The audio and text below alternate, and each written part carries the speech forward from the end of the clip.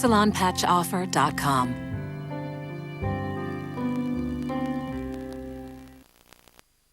I'm Christiana Manpour, and this is CNN.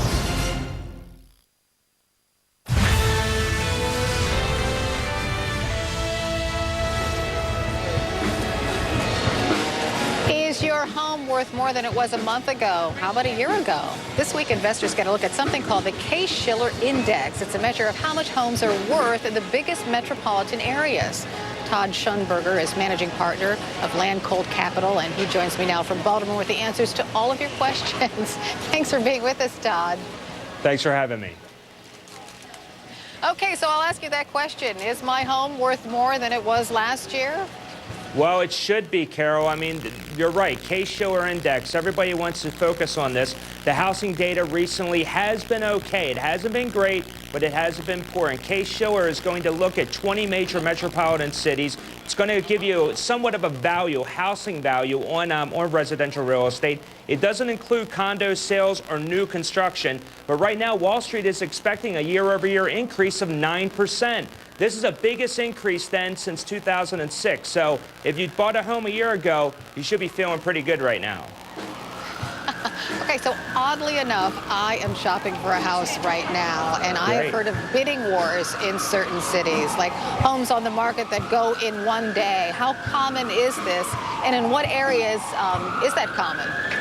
That is common, especially in Washington, D.C. and in New York. You think of some of the biggest cities, obviously, where there's a lot of commerce that's taking place, but you can also focus on the West Coast, in San Francisco, of course, and even in San Diego. There are certain cities in this country right now that you do have those bidding wars that are taking place, and it's almost like you would feel that it's part of the housing bubble, like what we had pre the economic collapse. But I got to tell you, a lot of these home buyers right now are mostly cash, so I'm not sure that bubble is going to be blowing up anytime soon.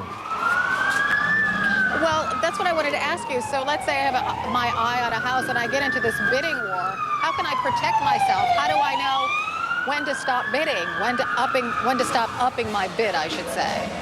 Good question, and I think that's for a per-person basis, on a case-by-case basis, because clearly, if there's affordability there, if you have the opportunity to obtain the mortgage, I mean, there's several factors, obviously. If home values continue to increase, but also job security. So you have to keep that in mind as you're buying a house. But realistically, though, this is not going to send a trend, or at least it shouldn't, for would-be home buyers to think that home values are going to increase 9% per year.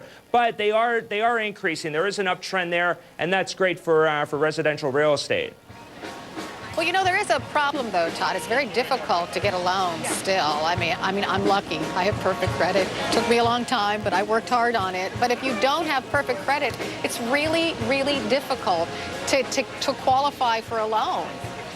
That's right. And so here's the thing, is that if you are trying to obtain that loan, you want to have everything in order before you try to get that mortgage. Because first of all, you want to know what your credit report is. Carol, it looks like you've done your own personal due diligence, but everybody needs to do the same thing. They have to get all of their assets together, and their liquidity, and also their job history. Look, you're right. Banks are not lending like they once did, but they are lending, and that's something to keep in mind. Sure, you might have a few more hoops to jump through, but at least banks are at least offering something to would-be buyers.